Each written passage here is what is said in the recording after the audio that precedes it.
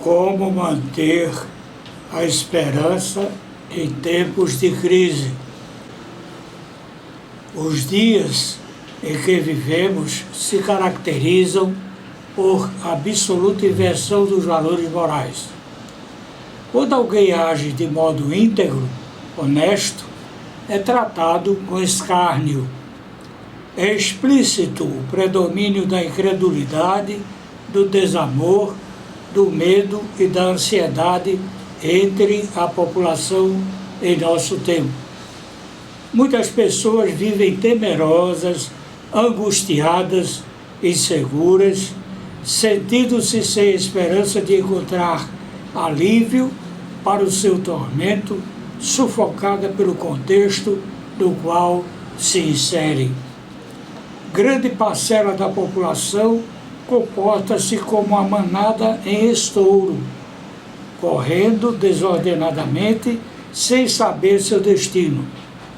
Não são poucos os que procuram fugir à realidade que os amedronta, afogando-se no vício do álcool e das drogas ilícitas. A violência e a criminalidade, como um vulcão em erupção, espalha-se por todos os lados.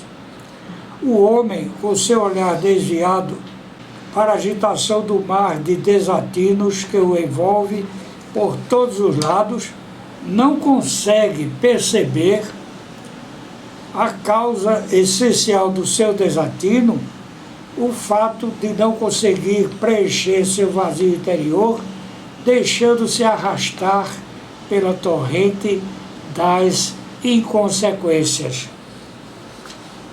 A humanidade já passou por fases de intenso tormento. Todavia, os dias dos quais vivemos possuem uma característica singular: a simultânea ocorrência de catástrofes, fome, desamor, guerras e ameaças de guerras, perversão da moralidade, aumento dos grandes terremotos, multiplicação do conhecimento, esfriamento dos corações e consequente diminuição do amor no coração de muitos pelo aumento da iniquidade. Estes são sinais preditos por Jesus Cristo, especialmente em Mateus 24, Marcos 13 e Lucas 21. Mata-se o semelhante por qualquer motivo, e até mesmo sem motivo. Multiplicam-se as seitas, as heresias e o desrespeito e afronta a Deus. Tudo parece aproximar-se de iminente caos generalizado, pois Deus deixou todos quantos não são sensíveis à sua palavra, entregues à sua própria vontade, sem qualquer freio, seguindo o curso de suas próprias paixões ou concupiscências, a operação do erro, fazendo-os crer na mentira, pois deixaram de adorá-lo para adorar a criatura. Assim, Deus repreende e açoita seus filhos, todos quantos têm seu nome escrito no livro da vida.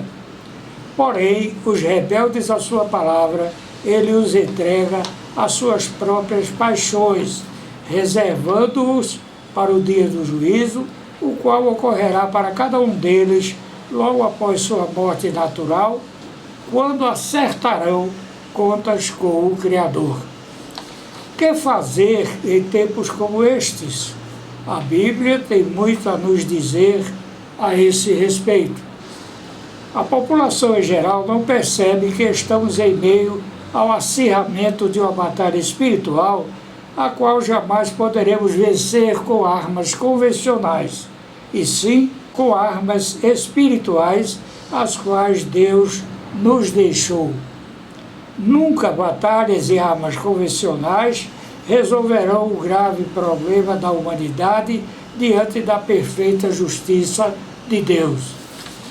O inimigo das nossas almas, usando os que a ele se submetem, muitos deles oferecendo a própria alma em troca de sucesso profissional, riquezas materiais e poder temporal, arrasta a muitos para o lago de fogo.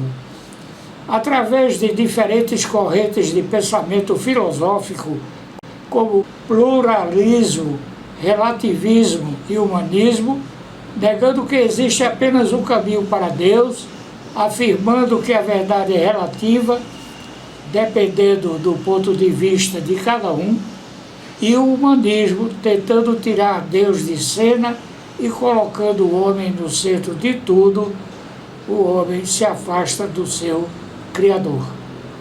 Todavia, todo aquele que tem seu nome escrito no livro da vida, ao ouvir a mensagem do Evangelho de Jesus Cristo, sentirá irresistível atração pela palavra de Deus. Ao mesmo tempo, um grande número de pessoas não suportará ouvir a mensagem de Deus contida na Bíblia, buscando mestres conforme suas paixões ou concupiscências. Muitas pessoas querem os milagres de Deus, mas não o Deus dos verdadeiros milagres, pois até o adversário, operando prodígios da mentira, usando o homem do pecado, o filho da perdição, o qual se opõe e se levanta contra tudo que se chama Deus ou se adora, de sorte que se assentará como Deus no templo de Deus, querendo parecer Deus, conforme 2 Tessalonicenses capítulo 2, versículos 3 e 4.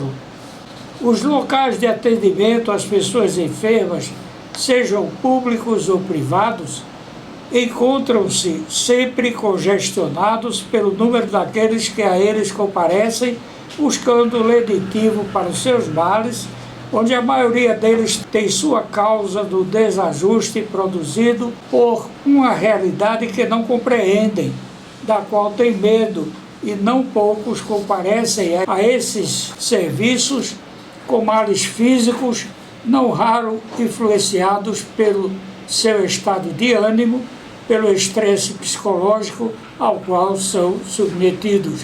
O medo, que é um espírito, conforme 2 Timóteo, capítulo 1, versículo 7, e a ansiedade dele consequente, desgastam as energias do organismo, predispondo as pessoas a doenças orgânicas. Como proceder para conservar a esperança em tempos de crise, como o que todos vivenciamos atualmente? A Bíblia tem a resposta para nós. Em Joel capítulo 2, versículos 13 a 14, lemos: o arrependimento sincero e a busca a Deus são mais importantes que a religiosidade sem compromisso em dias tormentosos. João capítulo 10, versículo 27: as minhas ovelhas ouvem a minha voz, e eu conheço-as, e elas me seguem. João capítulo 10, versículo 28: e dou-lhes a vida eterna, e nunca hão de perecer, e ninguém as arrebatará da minha mão. Vemos que o mais importante é o sincero arrependimento, nada significando sem ele seguirmos liturgias ou cumprirmos todos os mandamentos, porque neste último caso seremos servos inúteis, conforme nos diz Lucas, no capítulo 17, versículo 10. Assim também vós, quando fizerdes tudo o que vos foi mandado, dizei: somos servos inúteis, porque fizemos somente o que devíamos fazer. Quantos, com uma venda nos olhos, com os ouvidos obstruídos e um coração rebelde, ignoram o mal que representa a idolatria, as seitas, as falsas religiões. Desconhecem que por trás dos ídolos estão demônios, e sobre isto lemos em 1 Coríntios, capítulo 10, versículos 19 a 20. Mas que digo? Que o ídolo é alguma coisa? Ou que o sacrifício ao ídolo é alguma coisa? Antes digo que as coisas que os gentios sacrificam, as sacrificam aos demônios e não a Deus. E não quero que sejais participantes com os demônios. Devemos saber que todo aquele que crê em Jesus Cristo está salvo, mas o que não crê já está condenado, porque não crê no unigênito Filho de Deus, conforme está escrito em João capítulo 3, versículo 18. Quem nele crê não é condenado, mas quem não crê já está condenado, porquanto não crê no nome do unigênito Filho de Deus. Desde os tempos da eternidade, Deus concebeu um plano de salvação para alcançar seus escolhidos, pois em Romanos capítulo 3, versículo 23 a 24, está escrito: porque todos pecaram e destituídos estão da glória de Deus, sendo justificados gratuitamente pela sua graça, pela redenção que há em Cristo Jesus. Após a queda de Adão e Eva, todos herdamos o pecado original e merecíamos justa condenação. Romanos capítulo 3, versículo 10b. Não há um justo, nenhum sequer. Romanos capítulo 3, versículo 12. Todos se extraviaram e se fizeram inúteis. Não há quem faça o bem, não há nem um só. Sendo onisciente, Deus concebeu um plano para salvar seus escolhidos, para livrá-los da segunda morte, a morte espiritual, ou eterna separação da glória de Deus, e assim nosso Criador enviou seu Filho unigênito, que veio em carne, pois a lei do Supremo Criador de todas as coisas exige o derramamento de sangue humano imaculado, unindo na carne os pecados da humanidade. E assim está escrito em Hebreus capítulo 9, versículo 22. Sem derramamento de sangue não há remissão, ou perdão. Em Romanos capítulo 8, versículo 3, encontramos: porque Deus enviou seu Filho em carne como homem. Deus, enviando seu próprio Filho em semelhança da carne do pecado, condenou o pecado na carne. Em 1 Pedro, capítulo 1, versículo 19, lemos: com o precioso sangue de Cristo, como de um cordeiro imaculado e incontaminado. Finalmente, a promessa de livramento da condenação final encontramos em Apocalipse, capítulo 20, versículo 14. Esta é a segunda morte, o lago de fogo. A nossa salvação não depende dos nossos méritos ou esforços, mas exclusivamente da graça de Deus. Por isso está escrito em Romanos, capítulo 8, versículo 30. E aos que predestinou, a estes também chamou. E aos que chamou, a estes também justificou. E aos que justificou, a estes também glorificou. Não sabemos a quem Deus escolheu desde os tempos da eternidade. Por isto, Ele nos mandou, conforme Marcos capítulo 16, versículos 15 a 16. E disse-lhes: ide por todo o mundo e pregai o Evangelho a toda criatura.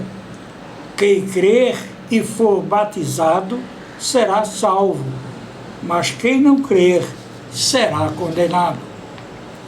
Em 2 Timóteo, capítulo 4, versículo 3, está escrito: pregue a palavra, esteja preparado a tempo e fora de tempo, repreenda, corrija, exorte com toda a paciência e ensino.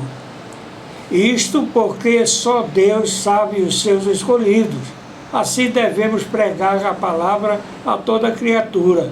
O escolhido, o bom solo, será receptivo à palavra, e ele a ouvirá, compreenderá a mensagem e aguardará com sincero e bom coração. Jamais esqueça as palavras de Jesus. João capítulo 14, versículo 6. Eu sou o caminho e a verdade e a vida. Ninguém vem ao Pai senão por mim. Mateus capítulo 11, versículos 28 a 30. Vinde a mim todos os que estáis cansados e oprimidos, e eu vos aliviarei. Tomai sobre vós o meu jugo e aprendei de mim, que sou manso e humilde de coração, e encontrareis descanso para as vossas almas, porque o meu jugo é suave e o meu fardo é leve. 1 João capítulo 1, versículo 9. Se confessarmos os nossos pecados, Ele é fiel e justo para nos perdoar os pecados e nos livrar de toda a injustiça. Mateus capítulo 6, versículo 27. E qual de vós poderá, com todos os seus cuidados, acrescentar um côvado, ou cerca de 45 centímetros, à sua altura? Filipenses capítulo 4, versículo 6. Não andeis ansiosos por coisa alguma, mas em tudo, pela oração e súplica e com ação de graças, apresentem seus pedidos a Deus. Mateus capítulo 7, versículos 7 a 8. Pedi e dá-se-vos-á, buscai e encontrareis, batei e abri-se-vos-á. Porque aquele que pede recebe, e o que busca encontrará, e a quem bate abrir-se-lhe-á. Assim aprendemos que em meio à tormenta que nos envolve, encontramos força, paz e esperança ao termos ouvidos para ouvir o que nos ensina Jesus, dando-nos paz de espírito e fortaleza. João capítulo 14, versículo 27. Deixo-vos a paz, a minha paz vos dou, não vos la dou como a dá o mundo. Não se turbe o vosso coração, nem se atemorize. Se você chegou até aqui é porque tem ouvidos para ouvir. Assim, acalme seu coração e, crendo, jamais vacilará diante dos gigantes em seu caminho, porquanto as intempéries prenunciam a proximidade da volta do nosso Salvador. E assim todos devemos erguer nossas cabeças, pois nossa redenção está próxima, conforme Lucas capítulo 21, versículo 28. Ora, quando estas coisas começarem a acontecer, olhai para cima e levantai as vossas cabeças, porque a vossa redenção está próxima. Ao meu Deus e Pai, por Cristo Jesus, toda a honra, toda a glória, de eternidade em eternidade. Amém.